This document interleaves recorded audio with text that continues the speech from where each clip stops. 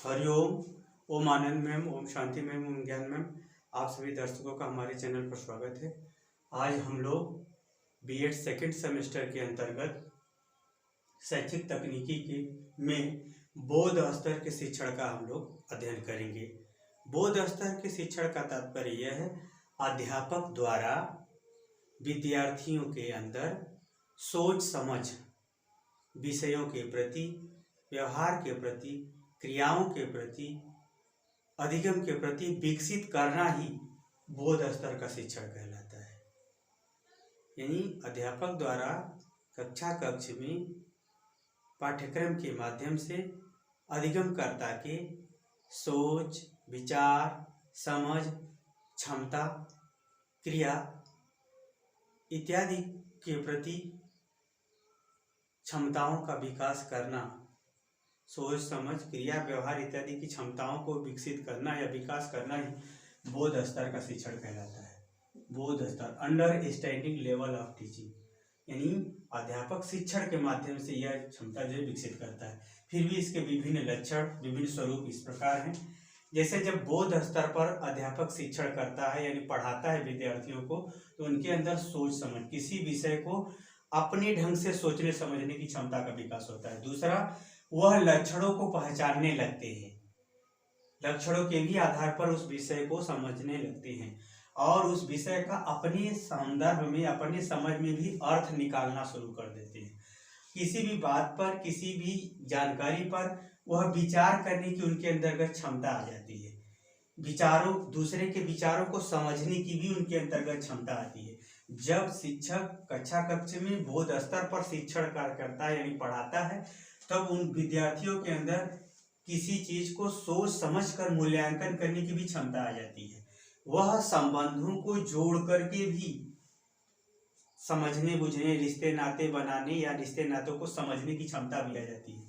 जब अध्यापक कक्ष में बौद्ध स्तर यानी समझ स्तर पर, सूझ स्तर पर ये पढ़ाई जब कराता है या क्लास लेता है या पढ़ाता है, तो बालकों को व्यवहार में उपयोग, किसी जानकारी को व्यवहार में कैसे उपयोग करते हैं, यह भी क्षमता का विकास होता है।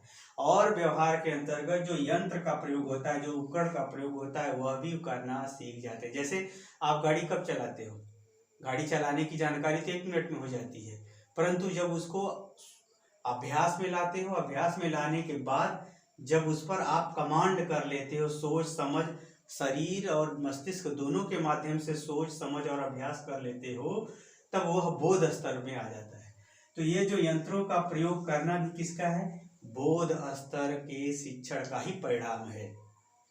अतः बौद्ध स्तर का शिक्षण एक अधिगमकर्ता के लिए बहुत महत्वपूर्ण है, क्योंकि बौद्ध स्तर का शिक्षण शिक्षक कराता है और अधिगमकर्ता उसे अपने मन मस्तिष्क व्यवहार के अनुसार आत्मसात करता जाता है। अब चलते हैं बौद्ध स्तर। बौद्ध स्तर के अंतर्गत यानी सूझ समझ के स्तर पर जब शिक्षण होता है, तो उस शिक्षण का क्या स्वरूप होना चाहिए, उसका क्या मॉडल होना चाहिए, क्या प्रारूप होना चाहिए, उसके संदर्भ में सबसे व्यवस्थित जो मॉडल जो प्रस्तुत किया था वो मैरिसन ने प्रस्तुत किया था।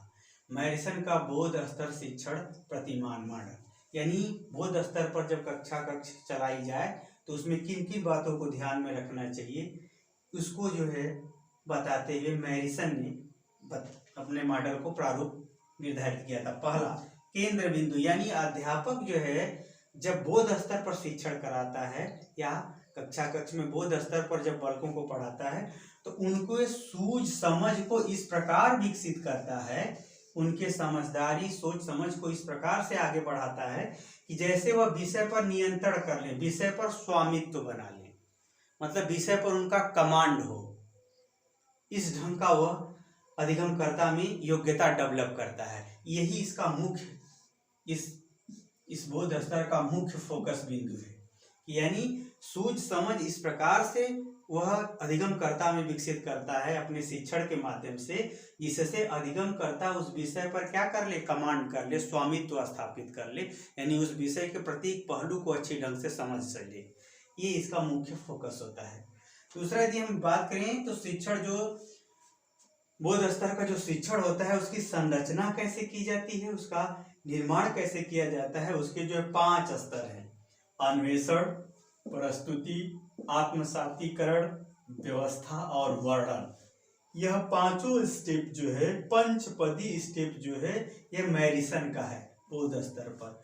तो इन्होंने बताया, मैरिसन ने बताया कि जब अध्यापक बोध स्तर पर शिक्षण कार्य करता है तो उसमें वह अन्वेषण का तात्पर्य है कि वह इस ढंग से शिक्षण कार्य करता है कि विद्यार्थियों में उस सीखे हुए ज्ञान को पहले वाले ज्ञान से जोड़कर समझना आ जाए, पहले वाले ज्ञान से जोड़कर समझना आ जाए।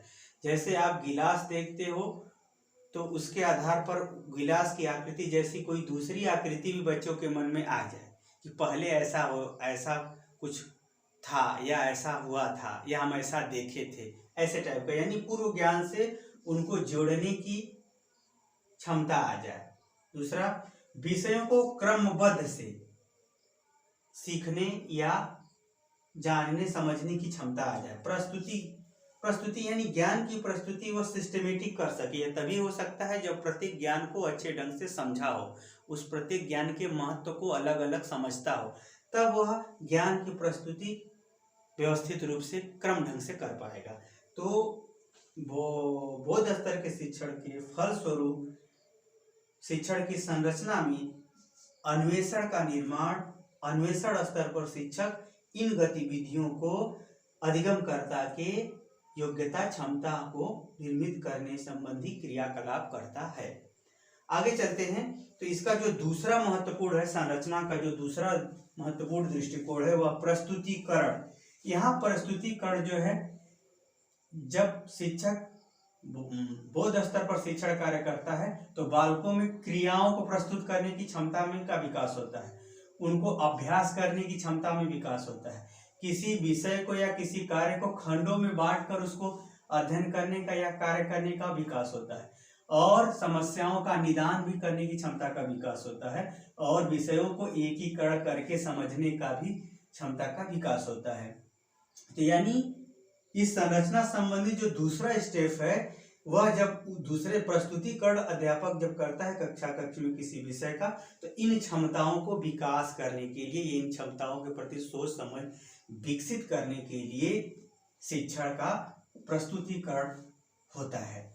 तीसरा यदि हम चले सी वाला, आत्मसातीकरण। आत्मसातीकरण का मतलब यह हुआ कि अध्यापक शिक्षण कार्य इस स्तर पर करता है, भावनात्मक रूप से विषय की गहनता को लिए हुए इस प्रकार करता है कि छात्रों में उसे आत्मसात यानी आत्म रूप से, आत्मीयता के ढंग से उसे धारण करने की क्षमता का विकास होता है। जैसे आप यदि किसी प्रारंभिक बालक, किसी प्राथमिक बालक को कहें कि 2 2 4 होता है, अगर उसके गुरुजी कह दें 2 2 4 नहीं 2 2 5 होता है, तो वो 2 2 5 मान लेता है। लेकिन जब वही बालक प्राथमिक स्तर से ऊंचे स्तर पर जब चला जाता है, जब उसे कहा जाता है 2 2 4 होता है, तो कोई भी कहे कि 2 2 5 होता है तो नहीं मानेगा, उससे लड़ जाएगा। क्यों लड़ जाएगा? क्योंकि उसने उस ज्ञान को अभ्यास के माध्यम से आत्मसात कर लिया है, विश्वास यानी भावना के साथ विश्वास इस सीमा तक बढ़ा लिया है कि कोई 2 2 5 कहता रहे नहीं मानेगा। यानी कहने का हमारा तात्पर्य है कि वह क्रियाकलाप गतिविधियों को आत्मसात करता हुआ चला जाता है। आत्मसात करने की प्रवृत्तियों का विकास शिक्षक विद्यार्थियों के अंतर्गत विषय के प्रति, व्यवहार के प्रति उत्पन्न करता है। आगे चलते हैं व्यवस्था। व्यवस्था का यहाँ तात्पर्य यह है कि अध्यापक जब शिक्षण कार्य करता है तो शिक्षण कार्य के अंतर्गत समझ किस प्रकार से हो, क्रमबद्ध पाठ्य वस्तु किस प्रकार से व्यवस्थित किया जाए, और सभी शिक्षण गतिविधियों को या ज्ञान की गतिविधियों को इस प्रकार से संगठित कर दिया जाए कि छात्र जो है किसी चीज को व्यवस्थित रूप से समझने की आदत विकसित हो जाए। छात्रों में किसी विषय को, किसी जानकारी को व्यवस्थित रूप से संगठित होकर समझने की क्षमता का विकास हो जाए। तो इसके लिए अध्यापक क्या करता है? व्यवस्था करता है। व्यवस्था का तात्पर्य ज्ञान से, व्यवहार से, समझ से, कुशलता से, क्रियाओं के माध्यम से एक ऐसी व्यवस्था देता है कि इस व्यवस्था के माध्यम से शिक्षण गतिविधियों के द्वारा समझ, पाठ्यवस्तु संगठित करने की क्षमता या योग्यता का विकास विद्यार्थियों के अंतर्गत हो जाता है। यह बौद्ध स्तर के शिक्षण का संरचना के अंतर्गत व्यवस्था का स्वरूप होता है। वर्णन, वर्णन का तात्पर्य है कि बौद्ध स्तर पर अध्यापक इस प्रकार से शिक्षण करता है कि बालकों के अंदर मौखिक रूप से जवाब देना, निबंधात्मक रूप से जवाब देना, अपनी भाषा में जवाब देना, लिखित रूप से जवाब देने की क्षमता या योग्यता का विकास होता है। तो यह जो है, अगर मैनिसन की बात करें तो अन्वेषण, प्रस्तुति, आत्मसातीकरण, व्यवस्था और वर्णन, ये 5 स्टेप बहुत महत्वपूर्ण हैं, क्योंकि इन 5 स्टेप के आधार पर ही अध्यापक जो है बौद्ध स्तर का शिक्षण करके बालकों के अंतर्गत बालकों में बौद्धिक क्षमता में सोच समझ का विकास करता है।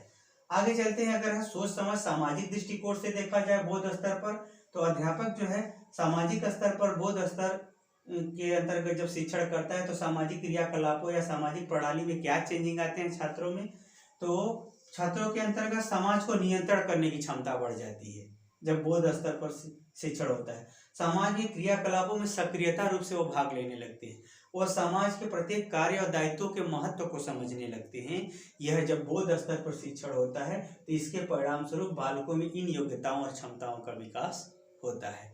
अपने समाज को उत्कृष्ट समाज, कौन समाज निम्न है, वो सब बातों को सब समझने लगते हैं जब बौद्ध स्तर पर अध्यापक शिक्षण करता है तब। आगे चलते, चौथा है सहायक या मूल्यांकन प्रणाली। इसमें मूल्यांकन किस आधार पर किया जाता है, तो यहाँ पर जो मूल्यांकन, जो विद्यार्थियों का या शिक्षण का जो मूल्यांकन होता है वह प्रस्तुति के आधार पर,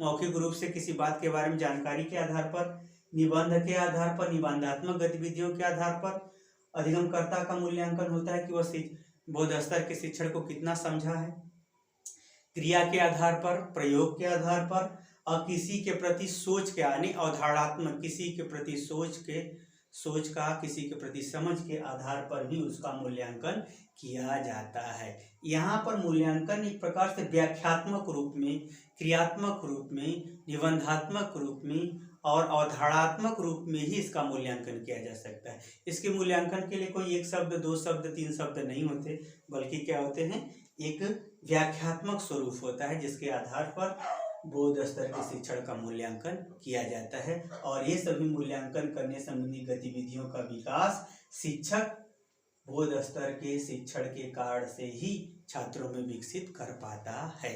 मुझे उम्मीद है कि आप जो है ये समझ गए होंगे कि बौद्ध स्तर का शिक्षण का जो मैरिसन मॉडल है वह मैरिसन मॉडल इन विभिन्न स्तरों से होते हुए किस प्रकार से छात्रों के बौद्धिक क्षमता का विकास करता है, जो सूझ समझ प्रत्येक क्षेत्रों में विकसित करता है।